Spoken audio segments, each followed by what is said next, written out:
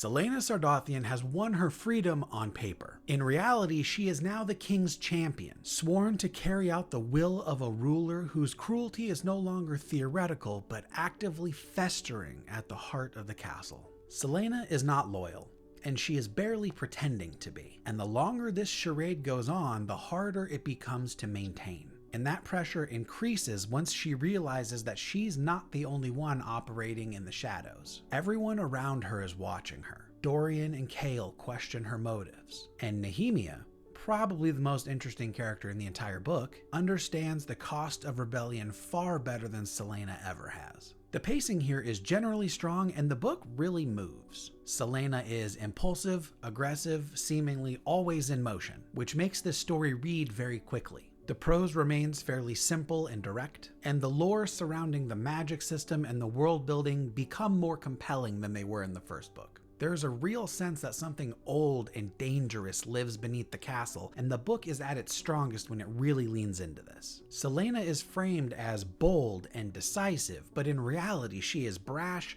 reactive, and frequently the architect of her own problems. She charges into danger without giving it the proper thought, defaults to violence as her only solution, and then is shocked when there are consequences. At a certain point, her confidence tips into recklessness. So far, 2 books in, I really do not connect with this cast, and I feel like few of these relationships are very grounded. And it feels like many of the conflicts rely on characters simply not communicating, which tires very quickly. I continue to find it fascinating that this series is vehemently defended as not being romantasy, when that is squarely what the entire first half of this book is. The first half of this book is high school romance. Prom night drama, longing glances, jealousy, plenty of smooches, and even some escalating physical intimacy. The second half does pull away from this quite sharply, but pretending that it isn't there or a huge part of Celaena's motivations is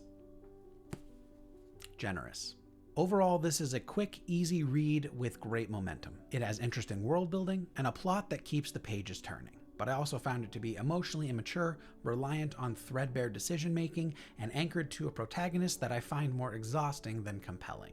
I understand why people love this series, but so far, having only read 2 books, this series seems to be less about growth and more about just enduring chaos. And yes, I am very well aware at this point that she was only 16 when she started writing it. Up next is Assassin's Blade.